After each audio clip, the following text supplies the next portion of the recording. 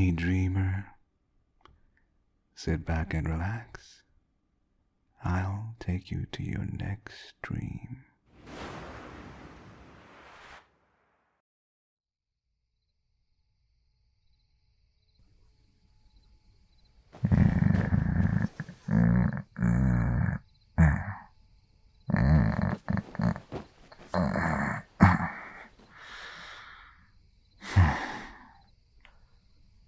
What are you doing, Cupcake?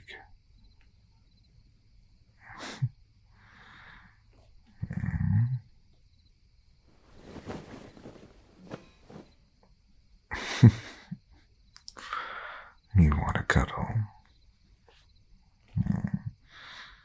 Didn't you say you were sleepy earlier? Okay. Okay, you're still sleepy. And you just want to sleep better, okay? Alright then, since you like my chest so much, then feel free to stay there as long as you like.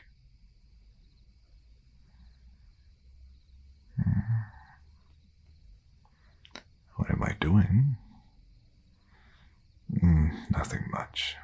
I'm just reading right now, as you can see. Currently, I'm reading a short story. It's a story about a Pakistani princess with blonde hair. Well, I haven't read the story, so I don't know what it's about yet.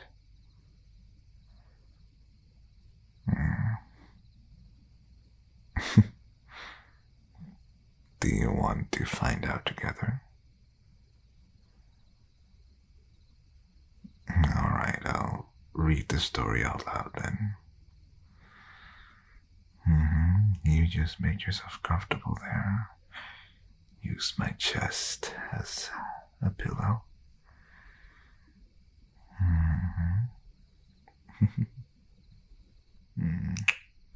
Good. You're so cute when you're being so bratty like this. Yes, you are. You're the brattiest Cupcake. And I love you for it. Okay.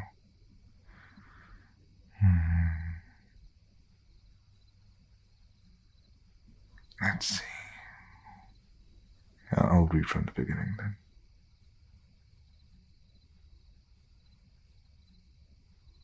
Once upon a time, in a city called Hindustan, there lived a merchant who sold perfumes. And he had a daughter named Dorani, whom he dearly loved.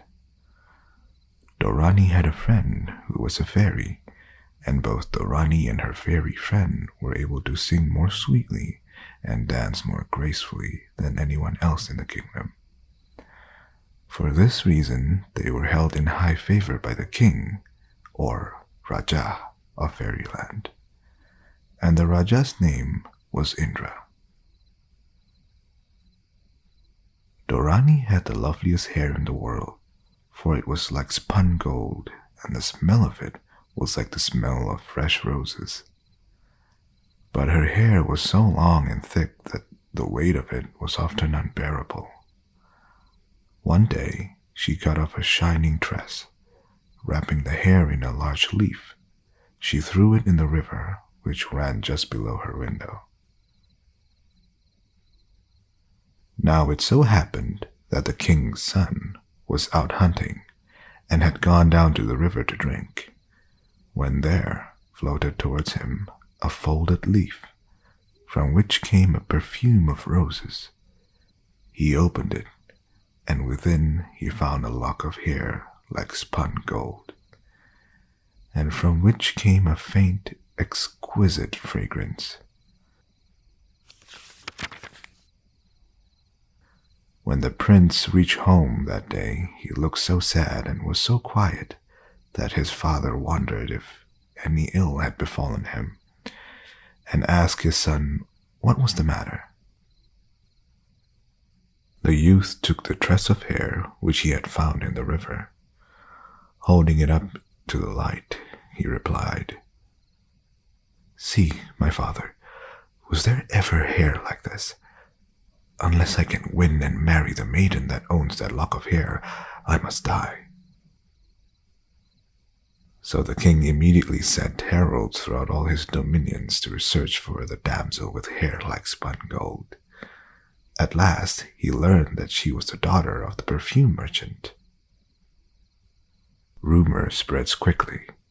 Soon, Dorani heard of this also.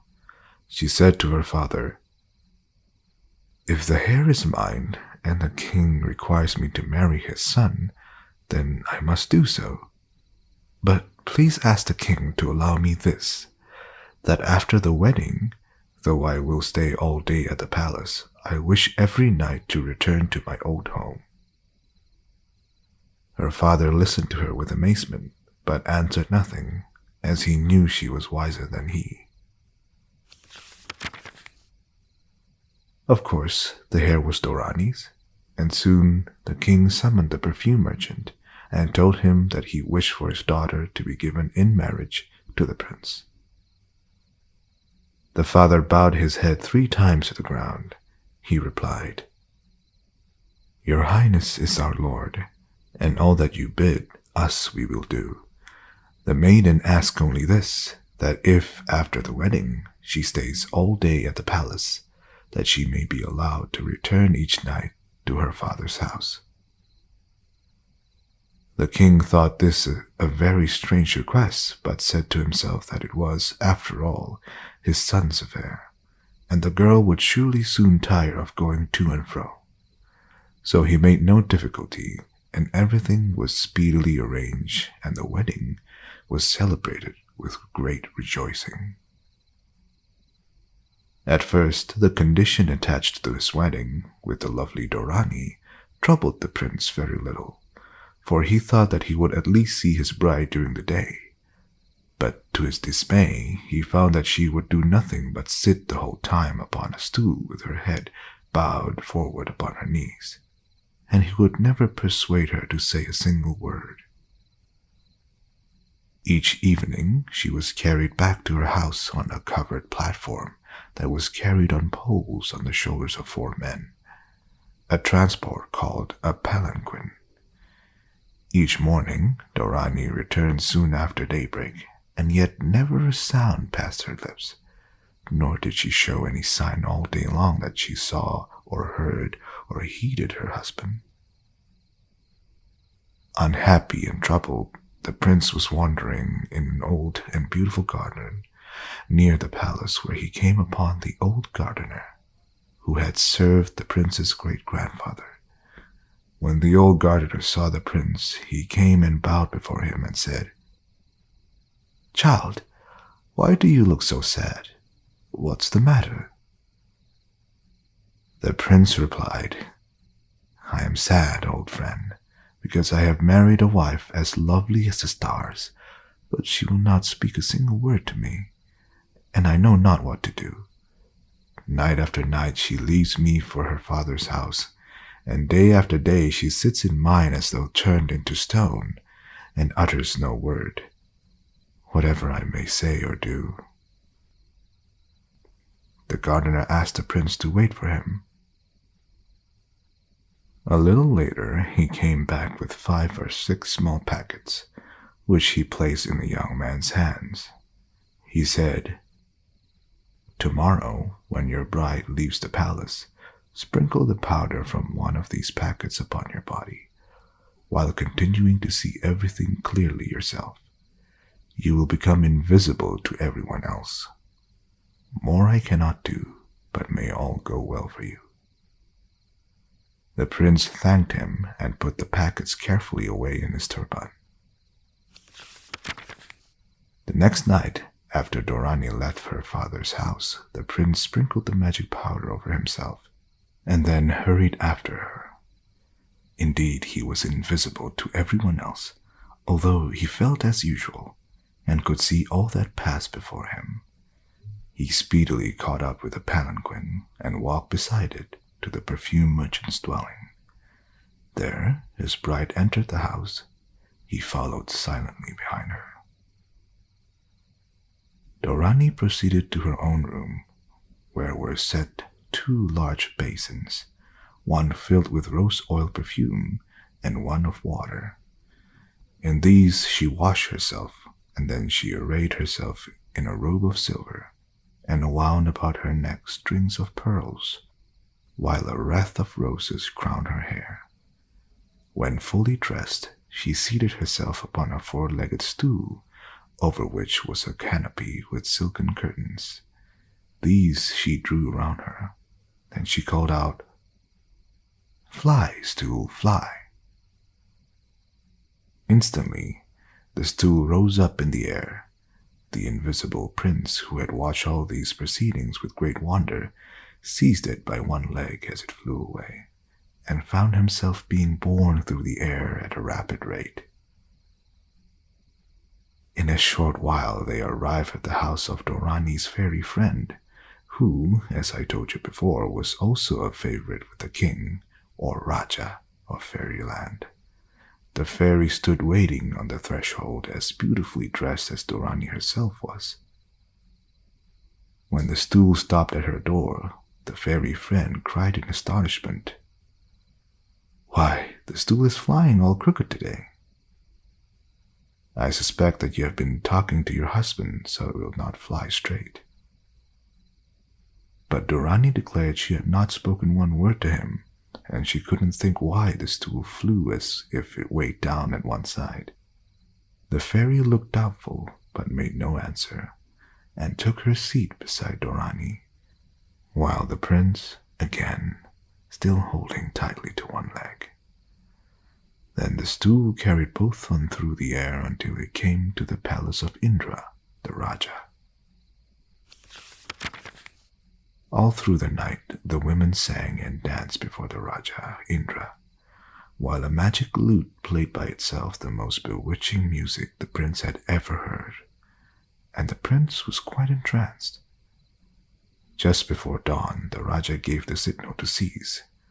Again, the 2 women seated themselves on the stool, and, with the prince clinging to one leg, it flew back to earth and bore Dorani and her husband safely to the perfume merchant's shop. Here, the prince hurried straight onto the palace. As he passed the threshold of his own rooms, he became visible again. Then he lay down upon a couch and waited for Dorani to arrive.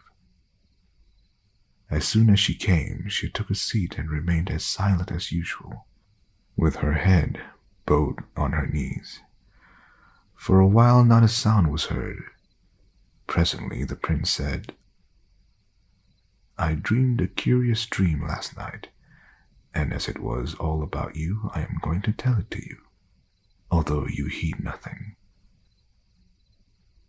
The girl indeed did not respond to his words and stayed as still as ever. But in spite of that, he proceeded to relate every single thing he had seen the evening before, leaving out no detail. And when he praised her singing, and his voice shook a little, Dorani just looked at him, but she said naught, though in her own mind she was filled with wonder. What a dream, she thought. Could it have been a dream? How could he have learned in a dream all I have done? Still, she kept silent. Only she looked at one time at the prince, and then remained all day as before, with her head bowed upon her knees. When night came, the prince again made himself invisible and followed her. The same things happened again as had happened before, but Dorani sang better than ever. In the morning, the prince a second time told Dorani all that she had done, pretending that he had dreamed of it. Directly after he had finished, Dorani gazed at him. She said, "Is it true that you dreamt this, or were you really there?" "I was there," answered the prince. "But why do you follow me?" asked the girl. Because, replied the prince, I love you, and to be with you is happiness. This time Dorani's eyelids quivered, but she said no more, and was silent for the rest of the day. However, in the evening, just as she was stepping into her palanquin, she said to the prince, If you do love me, prove it by not following me tonight. And so the prince did as she wished, and he stayed at home. That evening, when she and her fairy friend flew through the air on the magic stool, it flew so unsteadily that they could hardly keep their seats. At last the fairy exclaimed, There's only one reason that it should jerk like this. You must have been talking to your husband. And Dorani replied, Yes, I have spoken, but no more would she say. That night Dorani sang so marvelously that at the end the Raja Indra rose up and vowed that she might ask whatever she liked, and he would give it to her.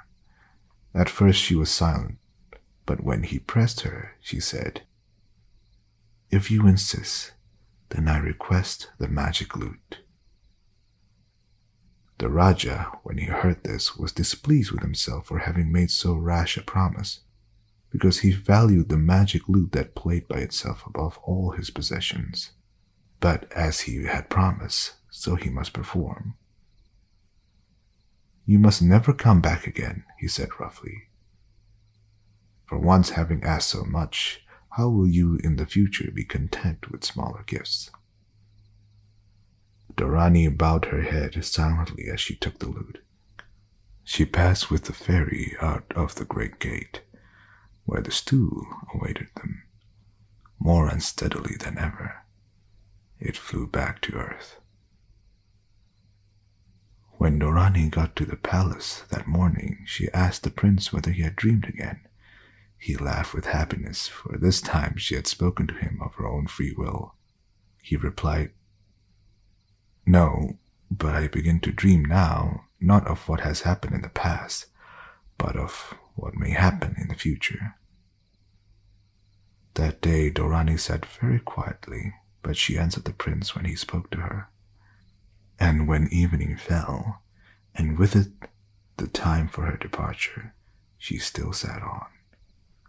The prince came close to her and said softly, Are you not going back to your house tonight, Dorani? At that she rose and threw herself into his arms, whispering, Never again, nay, never again will I leave thee. So the prince won his beautiful bride, and though neither of them dealt any further with fairies and their magic, they learned more daily of the magic of love, which one may still learn, although fairy magic has long since fled away. The end.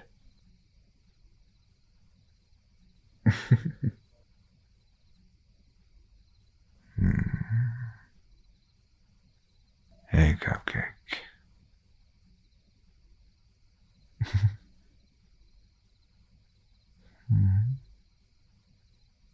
Did all that reading make you drowsy? It's okay. Feel free to go to sleep like this.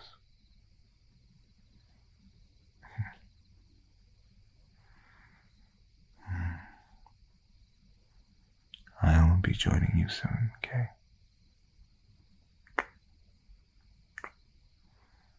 Sweet dreams.